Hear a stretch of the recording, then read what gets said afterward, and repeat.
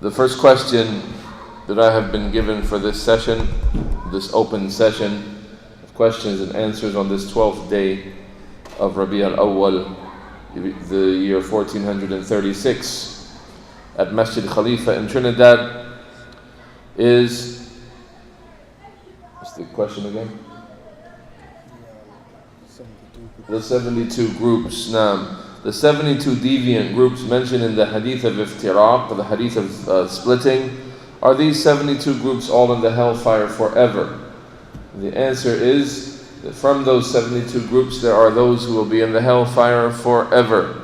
They are the ones who have split away from Islam after ascribing to it, and their deviation has led them into a bid'ah mukaffira, an innovation which has led them outside of Islam. They are the likes of the Rawafid, they are the likes of the Ghulat al-Murji'ah, the likes of the Mu'tazila, and a number of, like the Jahmiyyah and so on, the Qadariyah. These are outside of Islam. These are outside of Islam according to many scholars, yet they are counted from the 72 groups. So they are, as it relates to the Ummah, they are from the Ummah originally, but they have left the Ummah that is the Ummah of Istijaba. The Ummah that means those who follow the Messenger sallallahu alaihi wasallam, and they are counted as Muslims.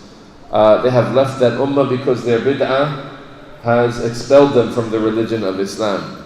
There are other groups of deviation.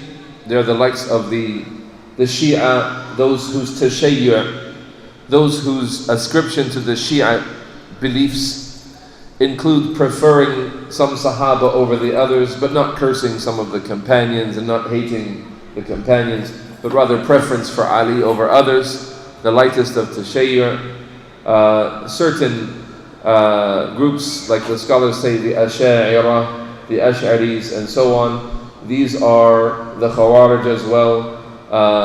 These are deviant groups from the 72 that their deviation is not mukaffira, it doesn't take them outside of Islam.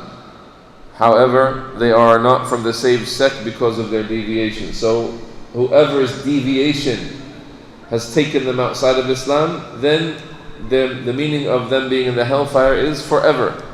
And whoever's deviation takes them outside of Ahl Sunnah but not outside of Islam, and they're in the hellfire ibtida'an, not eternally but temporarily, and Allah Ta'ala knows best.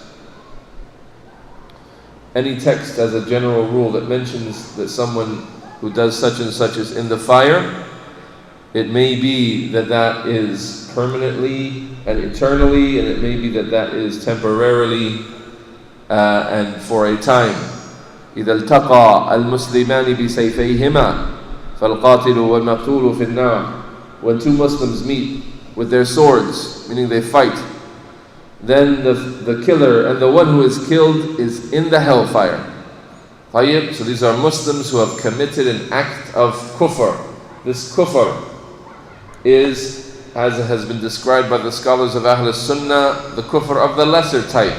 So their entrance to the hellfire and their punishment in the hellfire is not an eternal punishment in the hellfire like those who have left Islam. And Allah Ta'ala knows best. And the Prophet sallallahu alaihi wasallam said, "Ma asfala min al-ka'bayni fa fi an-nar." The garment, for example, whatever is below the ankle, it's in the hellfire, meaning the person who does that is in the fire. That is a sinful kind of behavior, but not something that nullifies a person's ascription to Islam.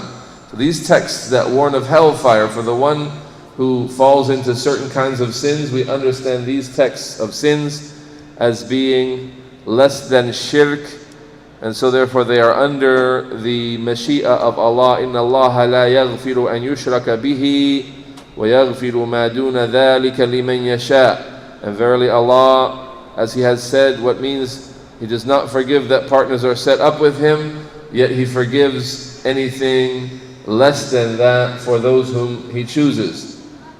So those texts which talk about being punished in the fire, they are threats from Allah and threats from the Messenger of Allah sallallahu alaihi wasallam.